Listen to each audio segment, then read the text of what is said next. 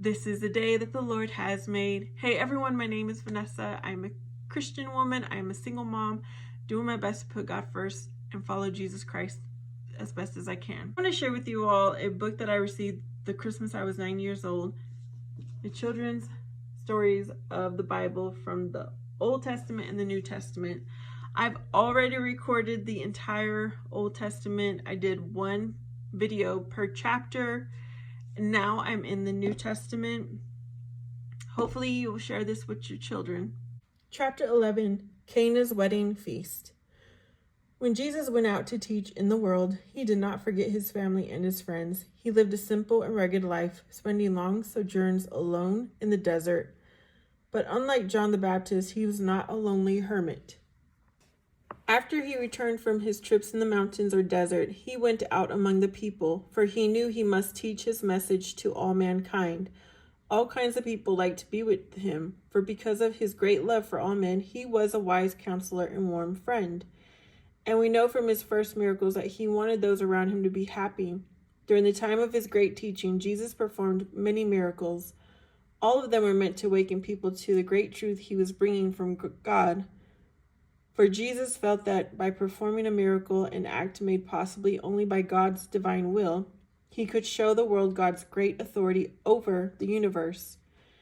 But sometimes Jesus seemed unwilling to perform miracles. He did them only when he needed to show God's power and when someone needed help.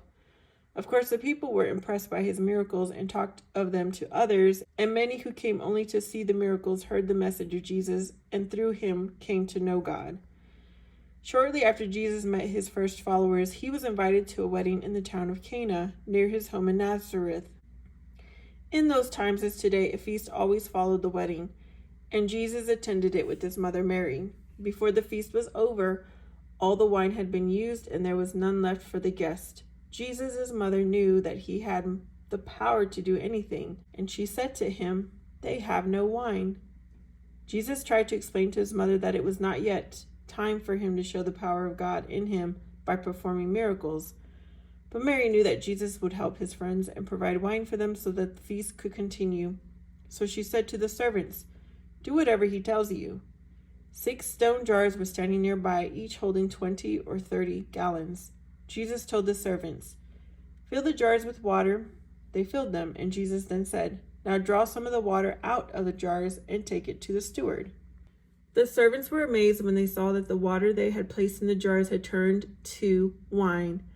But they did as Jesus said and took the wine to the steward. When the steward, the man hired to run the wedding feast, tasted the wine, he, too, was amazed.